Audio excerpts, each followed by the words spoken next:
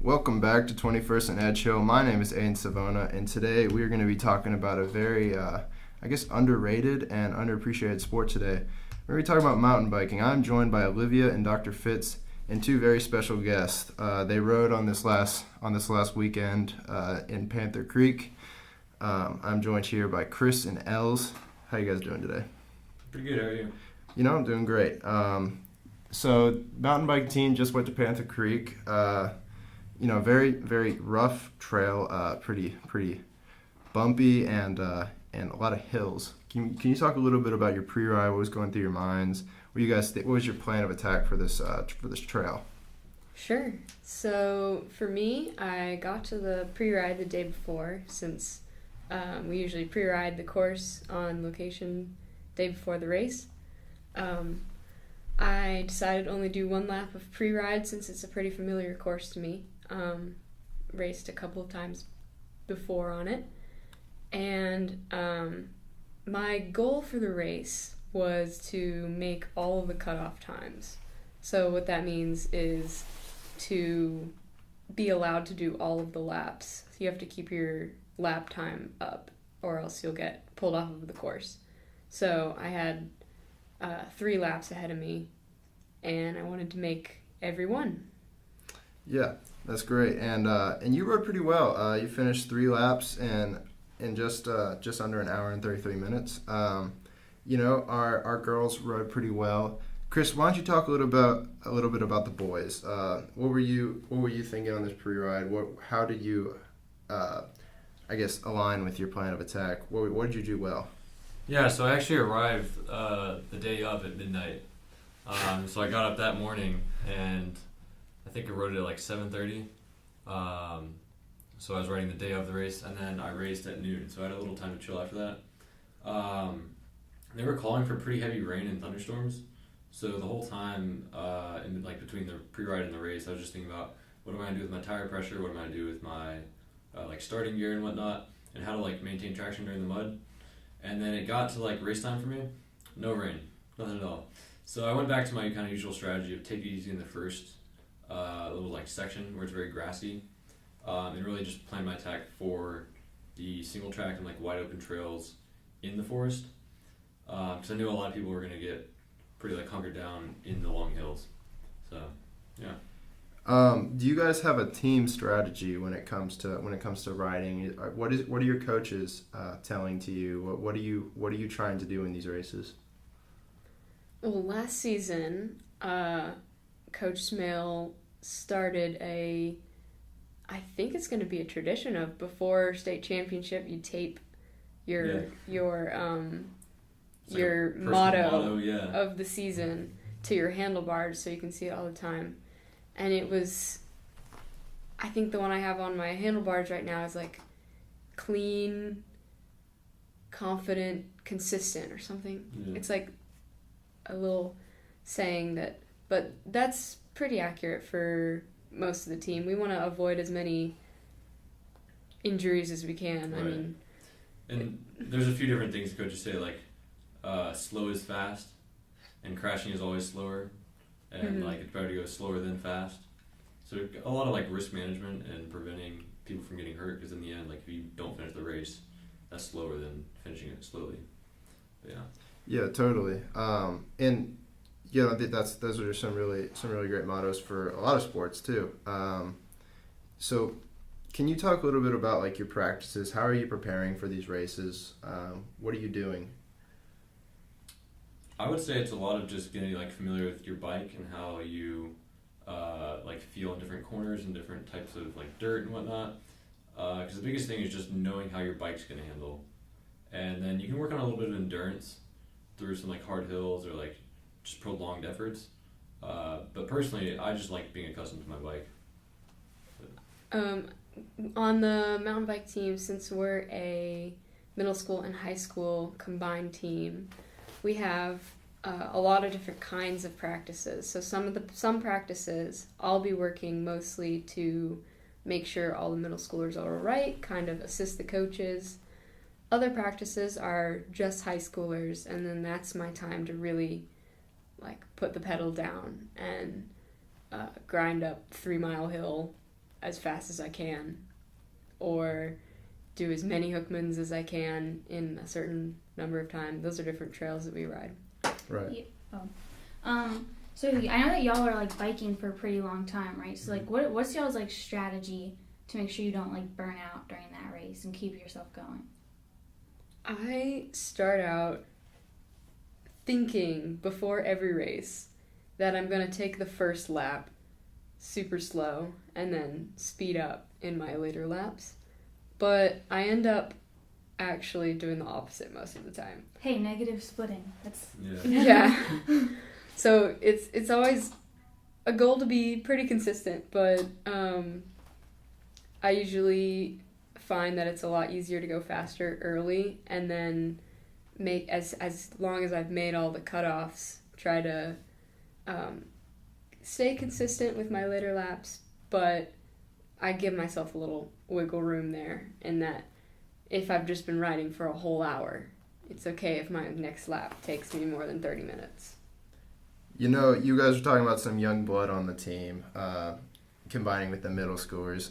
You know, we've seen this guy come up all over USN sports and cross country and now mountain biking. Ryder, he rode with you guys last race. He was in the front of a group of 5 riders and through about 90% of the race, and he suffered a pretty significant crash at the final technical section before the finish, kind of resulting in slowing his time down. What have you guys seen from him this year? What have you seen from your younger riders? What advice have you given to them? As a whole, to all younger riders, really just consistency and not getting hurt, because that's been one of the biggest setbacks for me, is getting injured and not being able to practice, and then your next race is not as good as you want it to be. So I've been kind of preaching that to a lot of younger riders, and also just a lot of trail etiquette, because we practice on public trails, and a lot of times there's other people, not necessarily our age, out there, and so kind of a little bit of respect as well. As far as Ryder and what he's been doing, I've been pretty impressed by him because he's racing in my category as a freshman, and I didn't think that was possible. So a lot of respect to him. Right. And you know, you guys are definitely 2 of the leaders on the team, obviously along with Jamie and Maya. What has been your strategy? I know Chris has been teaching about safety and staying away from injury. What have you been preaching to the younger bikers? I would totally add on to what Chris said about trail etiquette, and I think that's when you have so many people who have, it's their first year riding a mountain bike off of a road. There's a lot of, kind of unheard of rules that you learn over the course of a season, such as, when you've stopped at the side of a trail, getting your bike off to the side of the trail so that people can follow. And that really comes into play in races a lot, too. So if you're good at making passes and you understand the all of the kind of spoken and unspoken rules about when you can and can't pass someone else, when you can put the pedal down and really grind on an open section versus sticking to a more controlled pace on a rooty downhill. I think that's something that our new riders definitely are learning very well how to do. Can you guys speak a little bit about how y'all feel your team works together? Do you guys do bonding stuff outside of it to help get that team spirit built up further when it comes to race day? I would say not necessarily. There have been a few rides that we do outside of practices and races, but a lot of just riding trails together and being kind of your own coach in many senses. And in races, definitely, if you're racing with someone in your same category that's on your team, that's a big advantage, because one of you might lose a water bottle, you pass it off to the person that doesn't have one. So there's just a lot of bonding inherently in such a niche sport, I'd say, because you really just stick together. Well, we are certainly impressed with what you guys have been able to accomplish, not only in these races but as a team. You know, we're really excited to watch you guys this year. There plenty of mountain biking meets coming up, folks. Make sure you go out and support the team. Thank you guys so much for joining us today. Yeah, of course. Thank you. Yeah, it was great to have you. Olivia, now I know you're big in cross country, and I'm sure you can find a lot of common ground with the mountain bikers. Like, let's talk a little bit about cross country and what's been going on for them in this last week. Yeah, so I'm pretty sure that this past week they just had another meet in Alabama. Now this Saturday they're actually going to go have the Saturday Night Lights race, which is awesome because it's at nighttime. People, they're wearing like glow necklaces and stuff. So it's always a great race to go to. I highly recommend that if you're looking to see a cross country meet this year. I think the best ones to watch are definitely right behind state meet, I would say, is Saturday Night Lights. So yeah, make sure to show out for Saturday Night Lights coming up to a track near you. Let's talk a little bit about girls golf. We have Dr. Fitz in here, one of the golf coaches, definitely a veteran in the sport. Dr. Fitz, what have you been seeing from the girls? What are they able to accomplish in these playoffs? So this Monday was the second to last tournament of the year, Region Championships, down in Shelbyville, Riverbend Country Club. We had the full team there, Kate Vaughn, Ainsley Moore, and Emily Law. And they take the best two teams and the best two individuals who aren't on those teams. And the girls finished third as a team. So unfortunately, as a team, they're not advancing to the state championships. But we had a two-way tie for the last individual position between two USN golfers, and that was Kate Vaughn and Emily Law. So they had to have a playoff to see who would advance. And it was a very interesting playoff. Emily found the green on the playoff hole in 2 shots. Kate Vaughn needed 4 to hit the green. She hit it in some trees and had some trouble getting out. But Kate beat her with the putter. Kate got the ball in the hole a little bit quicker than Emily did on putting. And so Kate advanced with a 1-shot win in the playoff. They both shot 83 in regulation, and Ainsley was just behind them with 84.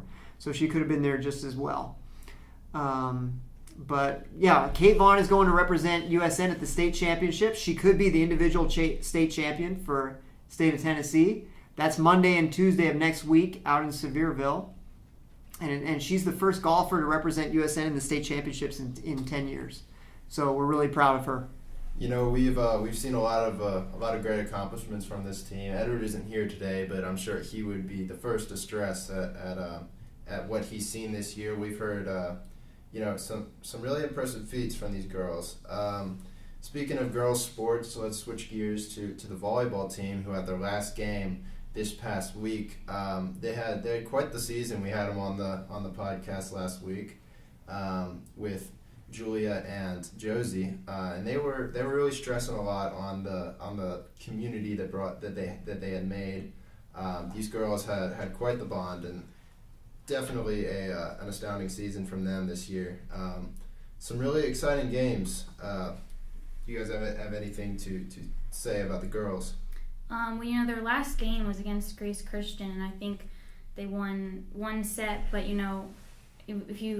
I talked to Abigail. You were there too, Dr. Fitz. At the beginning of the year, I think they played Grace Christian. They didn't get 1 set off of them, so that just speaks to their improvement. Even though they didn't continue on through the districts, they worked together as a team, and they did their best. Yeah, I happened to be at that game against Grace Christian. They played really good volleyball. In the second set, they were down 23-20, and then they ran off a couple points in a row. It looked like they might be able to push it to some extra points. But Grace Christian managed to get that win in that second set. That was really tough. We got the win in the third set. We played excellent. Have to give some shout-outs to Maddie Ewing. Was absolutely dominant at the net. Untold number of blocks. I wish I had counted them up. But she was rejecting people left and right. Fantastic. And then Tate Barbieri as well, hitting on the outside. She put a lot of balls away for USN. And the girls just really played a tremendous match. Grace Christian has some really strong players, and then some players who weren't as strong as our players, but they covered for them really well. So So they have a lot to be proud of, the volleyball team. Yeah, Grace Christians definitely proved to be quite the roadblock at a lot of USN sports. They were quite the roadblock against the baseball team. I can definitely say that. These girls were. I was able to catch a couple of their games, and you could definitely see improvement over the season, and you could see them kind of growing into those shoes that Leah Payne left behind last year. That was really a fun team to watch, and I'm sorry that the season is over. This has been 21st and Edgehill. My name is Aiden, and I am joined by Dr. Fitz and Olivia. Thank you guys so much for joining us today. Have a good Friday afternoon. One last one. We got soccer tonight. Yeah, we have soccer. My mistake. Also, we have soccer. Just want to say one last thing about Kate Vaughn and girls golf. It's just to have that 10-year drought. It's just awesome to hear. When USN sports, lots of times there might be a drought, but whenever someone breaks that drought or a team breaks that drought, it's just great to hear that. So senior night ticket night for girls soccer at the River campus starting 5 o'clock. You better be there. Got to be there for the senior nights for everybody. Show up or show out. Yeah, my mistake, folks. We definitely do not want to forget the girls soccer team. They are playing tonight at the Rampus at 5 o'clock. Be there or be square, as a lot of them are saying. As I was trying to say before, I am Aiden. This has been 21st and Edgehill. I am with Olivia and Dr. Fitz. Have a great Friday and a great weekend. Thank you so much.